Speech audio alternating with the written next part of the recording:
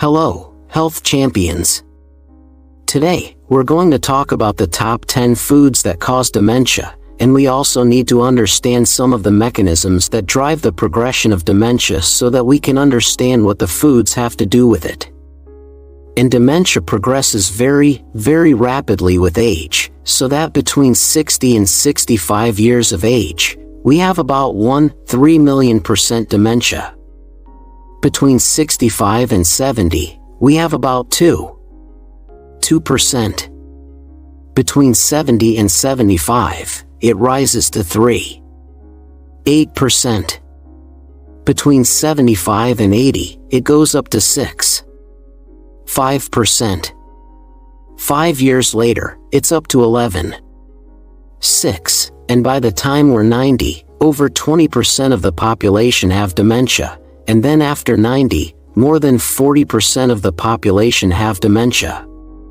So as you can see, it progresses very, very rapidly, and we need to understand what the causes are and how the foods are influencing that so that we can slow down this progression.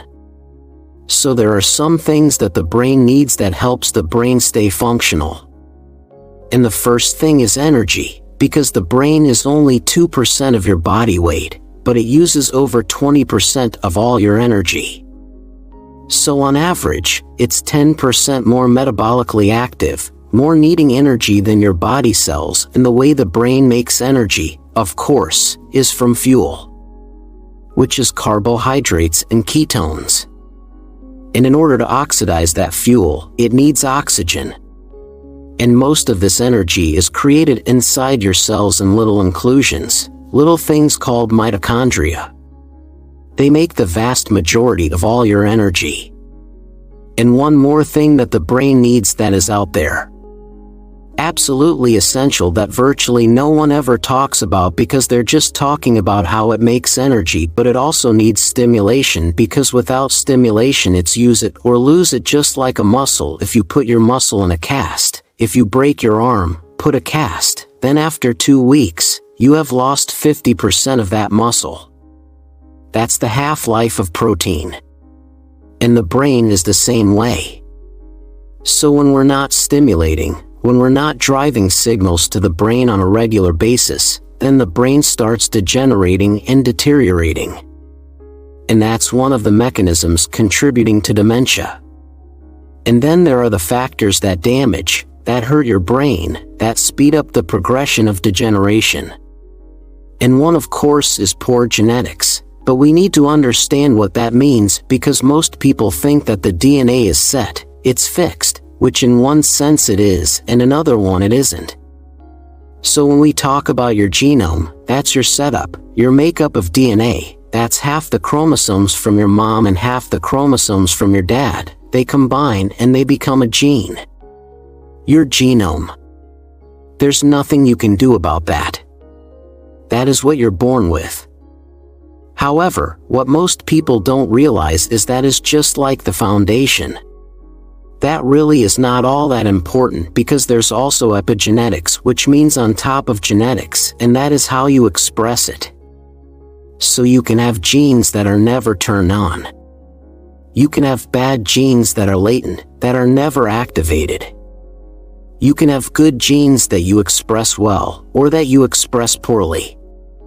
And like I mentioned, disuse is very, very harmful.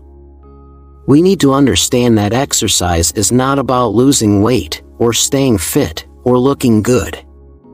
It's about stimulating your brain. And then we come to the inflammation part of it, which is the biggest biochemical driver of degeneration, which is chronic, low-grade inflammation. And there's several components to that. One is oxidative stress, which we have to have some oxidative stress because that's how we make energy.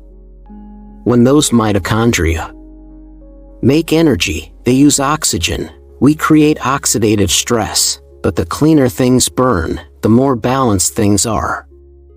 And if we get a lot of junk in the body, then those mitochondria, they tend to rust a little bit. They don't burn as clean. It's like a little engine that starts smoking. And now we get energy. excess oxidative stress, and we get less energy out of it. And there are also environmental toxins, and those are both the pollution as well as all the things that we add to food like preservatives and artificial colors, etc. Then there is food allergies, because if you have a sensitivity to a food, if it causes a reaction, that's an inflammatory reaction. So that contributes more to that inflammation. And then there is dysbiosis that we're only recently starting to understand how important that is, because if you have an imbalance of bacteria in your gut, if you don't have enough of the good ones, or you have too many of the pathogenic ones, now you start getting a little war zone, you start getting chaos down in your gut, and that creates inflammation, but it also creates damage to the lining into the mucus layer. So now, we get leaky gut and we increase the amount of food allergies. So you can see how all of these things are kind of tied together, that they depend on each other. And when one thing isn't working, it makes the whole worse. Food number 1, and these are in no particular order, is excess alcohol. Drinking too much, too frequently, will cause premature dementia. Because alcohol is a neurotoxin, it directly damages brain cells in excess. But it also causes leaky gut. So now it contributes to food allergies and to inflammation one more way. It also contributes to fatty liver. And once you have a fatty liver, that tends to increase your degree of insulin resistance, which is another driver of inflammation. And over time, because of all these factors, it can cause brain shrinkage. And we also have to remember that it's dose dependent, that it's not alcohol per se, it's excess alcohol. So if you have a glass of wine or maybe 2 a few times a week, then that has been shown to have some positive effects. But if you have 4, 5, 6 drinks most days, then that is probably going to speed up that brain degeneration. Food number 2 is refined carbs, and we really need to understand what those are, because they usually only make a big deal out of added sugar, and we all know to look at the label, and if it has added sugar we stay away from it. But added sugar, that's the white sugar, the crystals, but it also in any other form like honey or glucose syrup or agave or high fructose corn syrup or any of those, and what they're adding is basically a sugar that consists of a glucose molecule that is tied to a fructose molecule, and these are both their monosaccharides, meaning single, and we put them together like in white table sugar, then it becomes a disaccharide. And this is what we're talking about with added sugar. And why is this so bad? Because the glucose portion of it will raise blood sugar, and because these carbs are processed, then they're going to break apart very quickly, and the glucose will raise blood sugar. The fructose will take a different path. It's not called blood sugar because it's not blood glucose, this is fructose. And that has to go through the liver to get processed. And in doing that, it causes fatty liver. It is almost on par with alcohol in how bad and how quickly it causes a fatty liver. And of course, alcohol is bad because it causes an intoxication, but at the same time that sort of sets a limit for how much alcohol people consume. Sugar doesn't do that. So there's no limit in how much people eat, and therefore we also give it to kids, and kids now can get fatty liver at a very, very early age.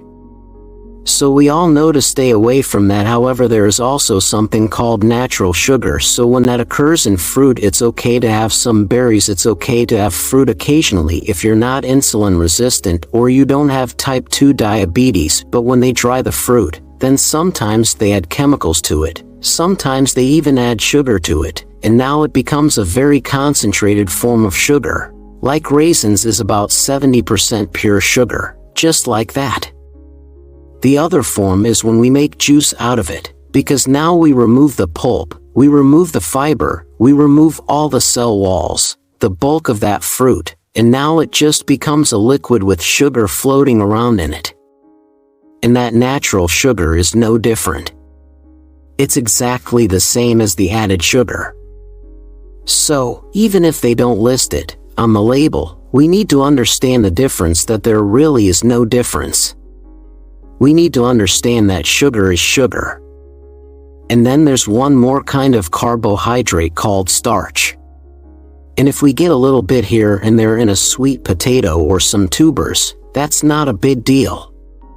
But when we get it in grain, we're getting way too much. And when we're getting it in processed food, grains, now we removed a lot of the fiber, everything that slows it down. So now that starch raises blood glucose even faster than the sugar does. And starch is nothing more, nothing less than these little sugar molecules.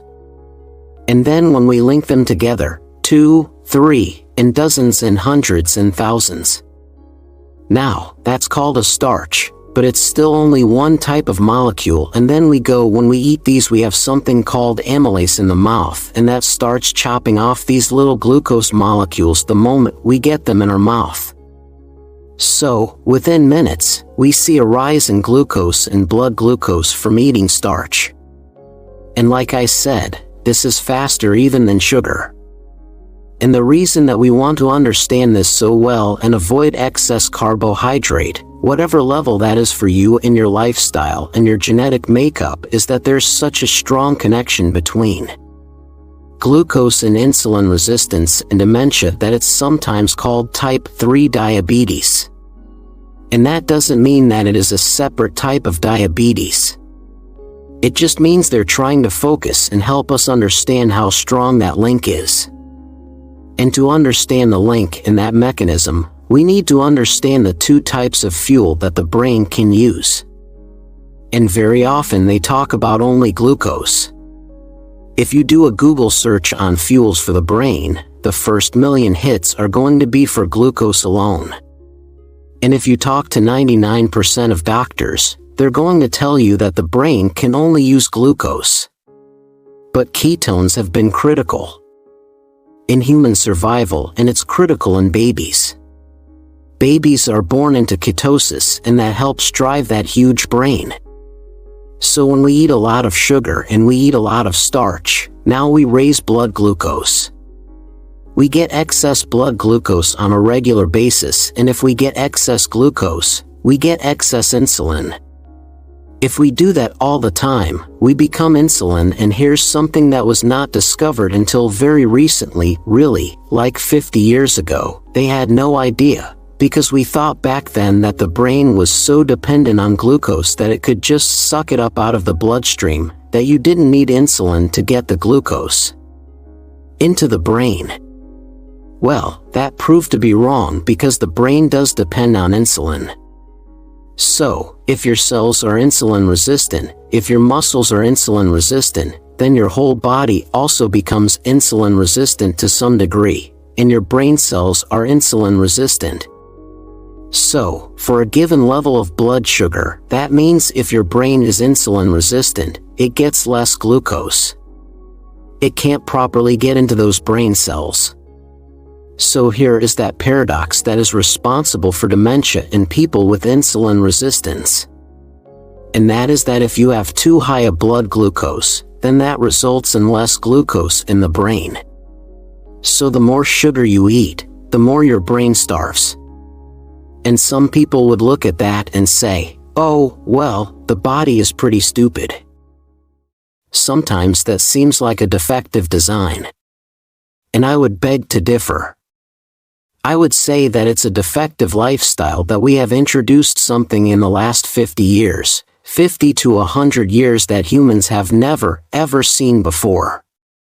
We have never had the abundance of sugar and starch, especially processed starch and starch, that we've had in the last few decades. Food number 3 is sugar.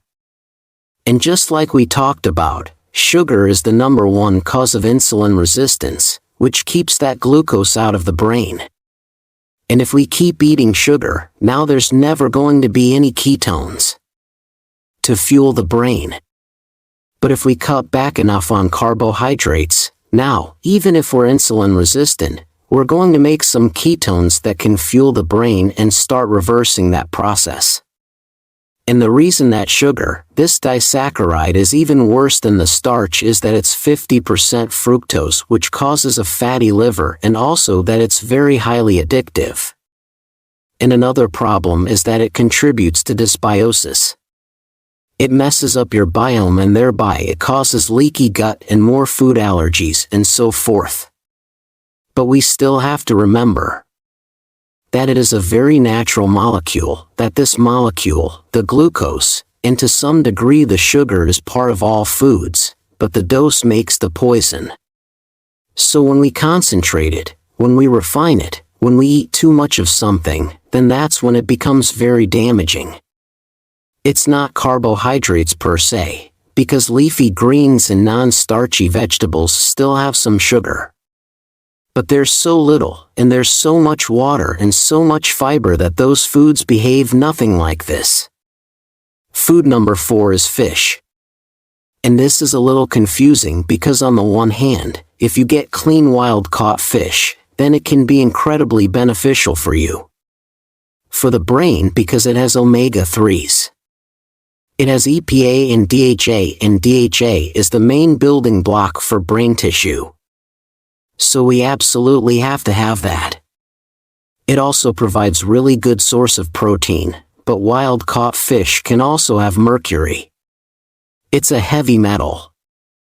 It's a neurotoxin and it's incredibly destructive.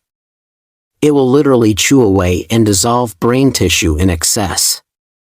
So we want to make sure that we get the fish that has very, very low amounts of mercury.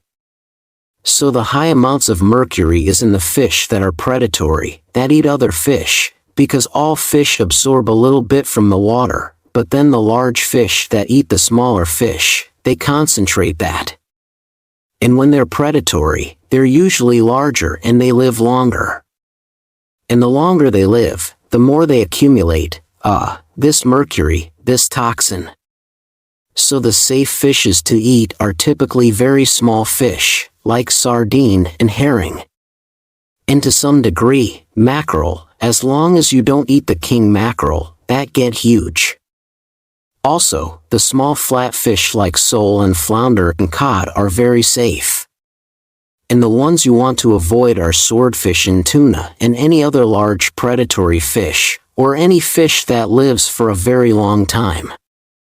And then there's farmed fish, and in some cases that could be okay if they fed it responsibly, if they gave it good quality nutrients like natural food for that species, and they keep it in good conditions with clean water and no parasites or mold or all the things that can occur, but for the most part they're just trying to save a buck and the conditions are usually very deplorable.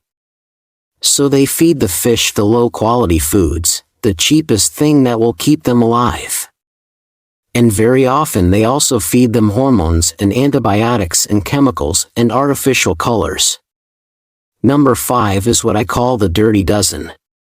And those are the types of plants that are most often using a lot of chemicals, a lot of pesticides to produce them. And pesticides are toxic to the body and toxic to the brain. And on this year's list, we have strawberries, nectarines, and blueberries. Apples, grapes and peaches, cherries, pears and plums. And you want to check for what's going on in your region, because it's going to differ between different countries, between different continents, as there's different farming practices and also, they change over time. These items can vary from year to year. And among the vegetables, we have bell pepper, hot peppers, and green beans, tomatoes, potatoes, carrots, spinach, kale, and celery.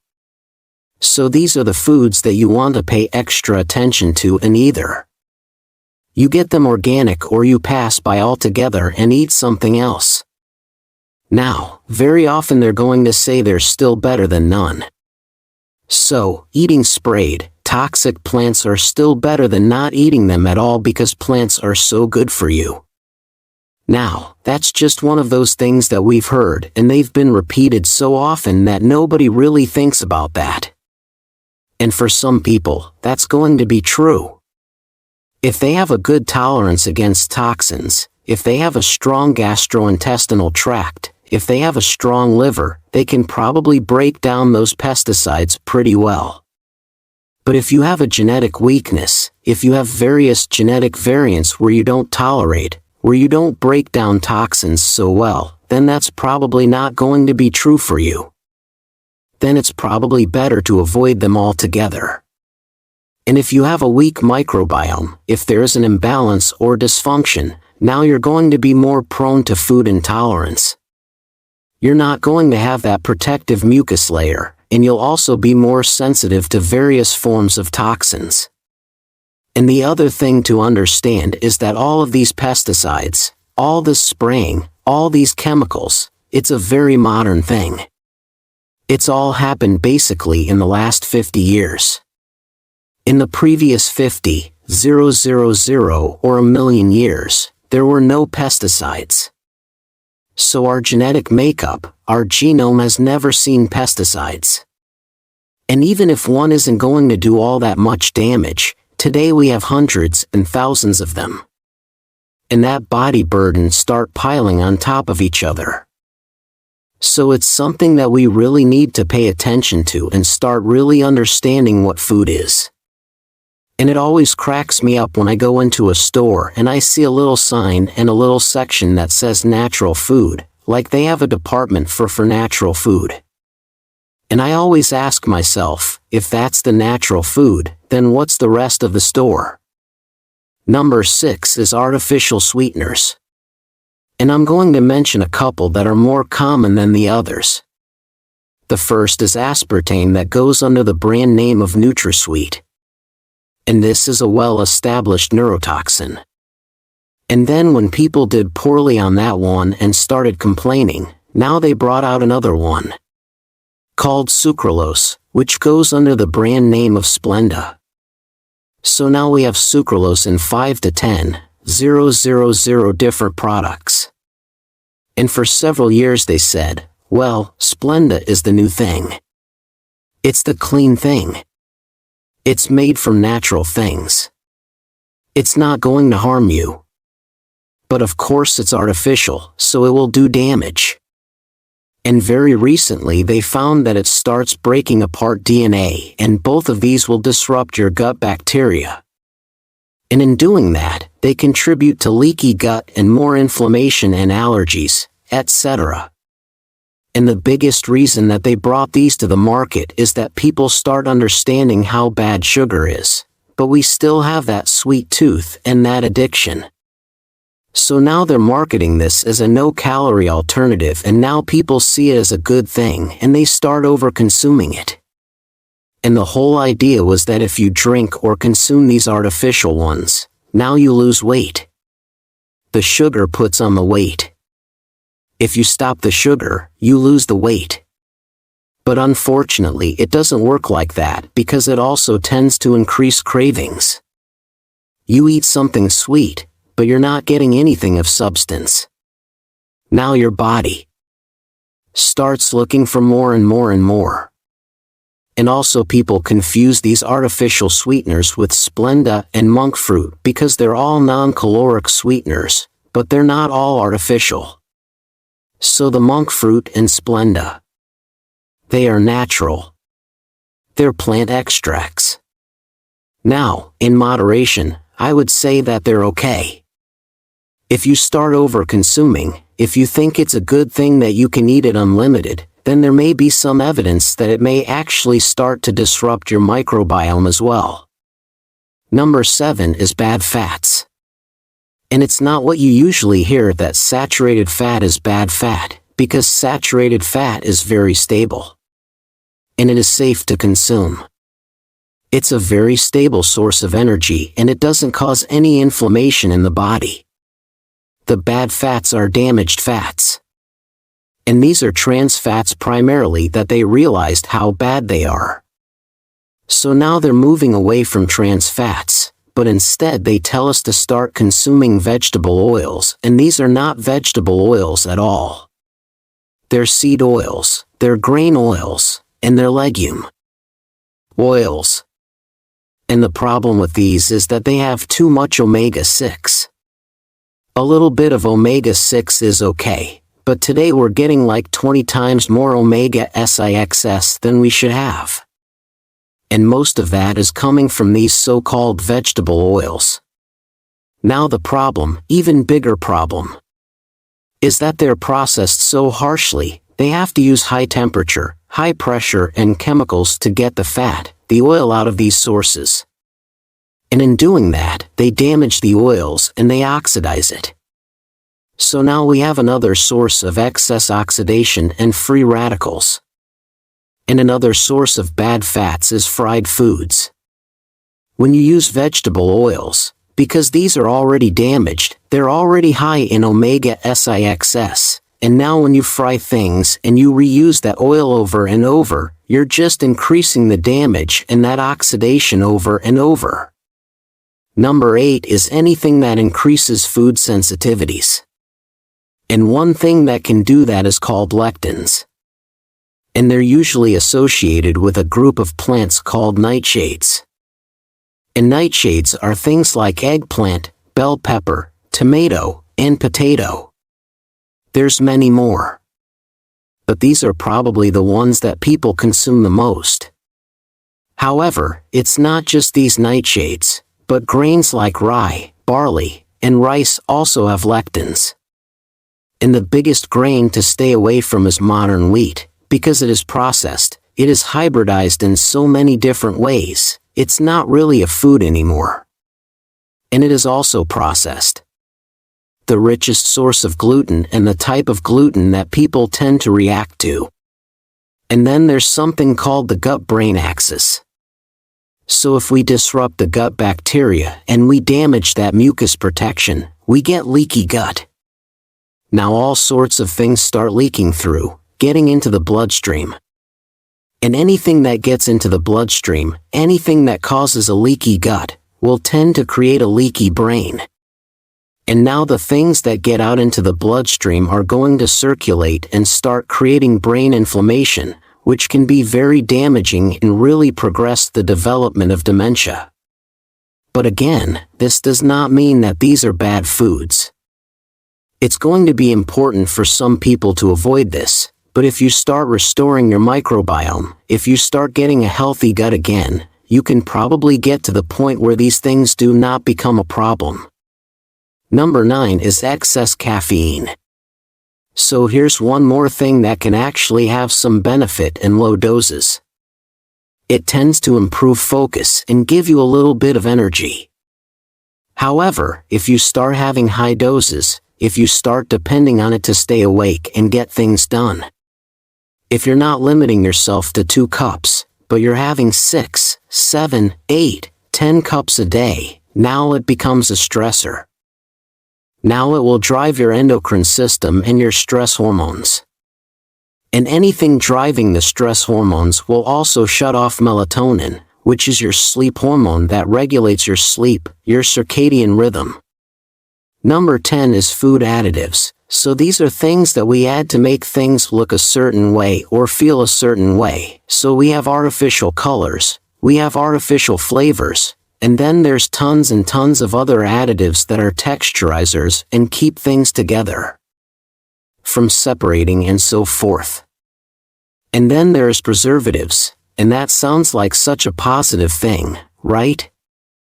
We add preservatives, we preserve the food. Now, if you do canning and things like that, that's okay, that's a totally different thing. But when they add chemicals, basically what they're doing is they're making the food so unattractive that no other living things want it. And you have to ask yourself, is that what your body is looking for? Is that what you want to feed yourself if it's so unattractive that not even the mold wants it? If you enjoyed this video, you're going to love that one.